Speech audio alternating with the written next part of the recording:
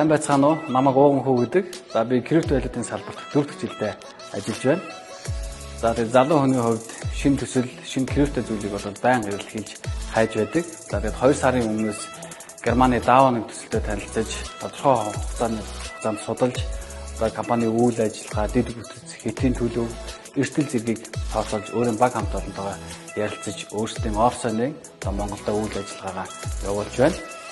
За тэгээд манай баг хамт олон маань өөрсдийн Zoom болон танхимын сургалтуудаа байнгын явуулж байгаа. Тэгээд манай сургалтанд явсан хүмүүс маань туйлын сэтгэл хангалуун байдаг.